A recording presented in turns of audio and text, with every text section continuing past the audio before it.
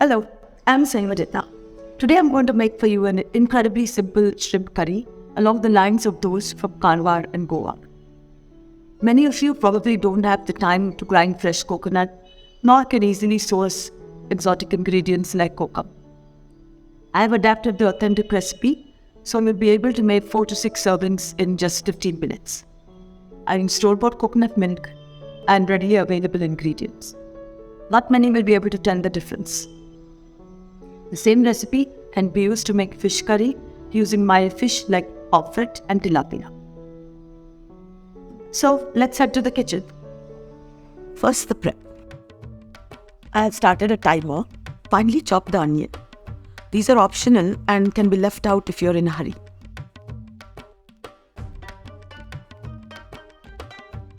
Garlic, pounded or crushed. As a variation, you can add ginger, grated or paste form, about a teaspoon, or both. Green chilies with the tops cut off. This way you get the flavor of the green chilies without their intense heat. If you want an extra spicy curry, split the chilies lengthwise. 500 grams of peeled and deveined shrimp. There will be about 40 to 60 depending on the size.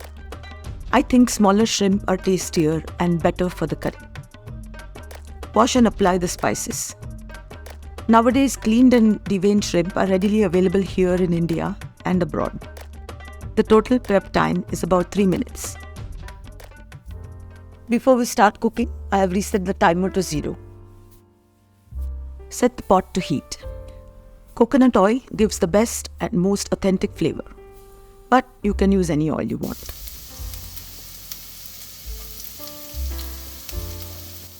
Skip the onion if you're in a hurry. It will easily save you 3 to 4 minutes of prep and cook time without affecting the taste too much. This much garlic will give a subtle flavor. You can add more or less according to your preference. The green chilies. Fry until the onion has browned nicely. This kind of kadai or a deep saucepan is fine for shrimp curry, but for fish curry it is better to use a shallow, wider saucepan where the fish can be placed in a single layer. Fish is much more delicate than shrimp, and this way it is easier to handle. The onion is ready. It took 3.5 minutes to fry it. The tomato paste. Quantity depends on the tanginess of the paste and amount of acidity you want in your curry. Add the dry powders. Turmeric, coriander powder and the red chili powders. Add the shrimp and toss around for 1 to 2 minutes until it changes color.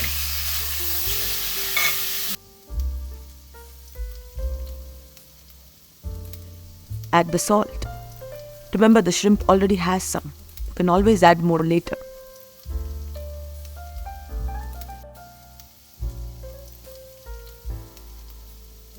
It's been about 6 minutes. Time to add the coconut milk. Authentically, we would use finely ground coconut and or homemade coconut milk. But store-bought coconut milk works just fine for this recipe. Use thick coconut milk if you can get it. It is richer in flavor and will make your gravy nice and thick. If your coconut milk is too thin, you can mix half a teaspoon of rice flour or all-purpose flour in a little bit of coconut milk and add it to the gravy. That should thicken it. I think I'll add a little more. I have used 2.5 cups.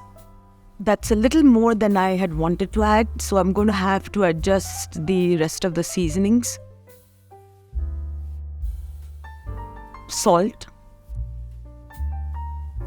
Half a tablespoon of Kashmiri chili powder. It will also make the curry orange as opposed to yellow as it's looking now.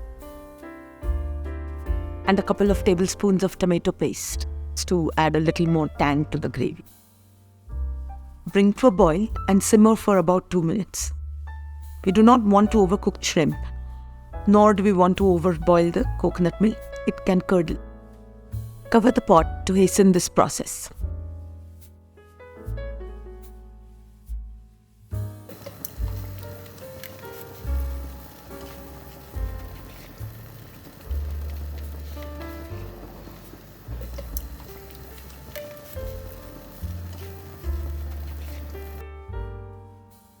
Okay, our quick and easy shrimp curry is all done.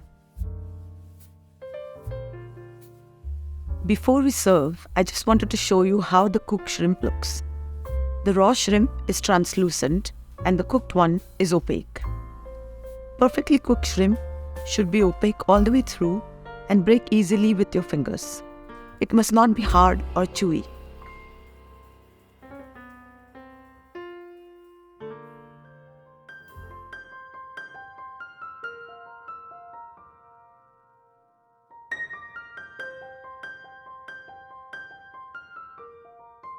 You can actually just make rice on one burner while making the shrimp curry on the other.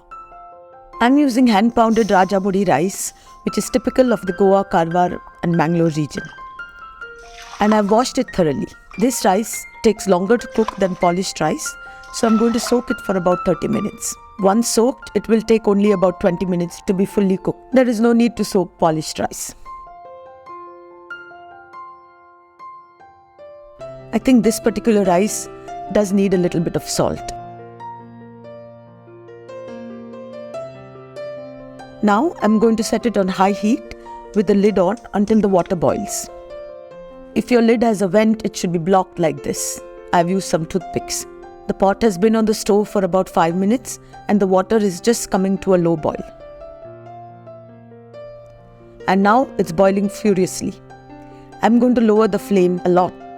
At this point, you have to leave it undisturbed for 15 minutes on the extremely low heat setting. I have a glass lid so we can see the progress of the rice along the way.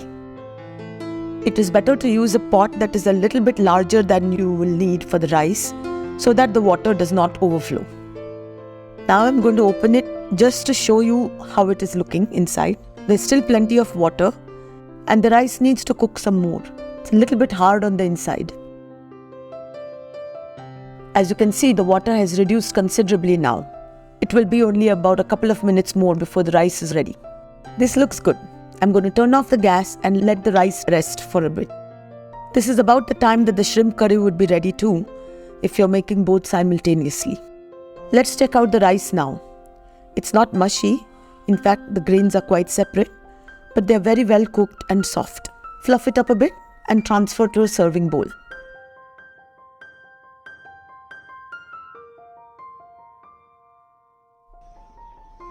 That's all for shrimp curry and rice. I have served it as an elaborate rustic meal. However, for an everyday meal, all you need as an accompaniment is a simple vegetable dish like my green masala cauliflower or a salad. Next, I think you'll like this playlist of my non-vegetarian Indian grains. Do check it out. I'll see you next week. Thank you for watching.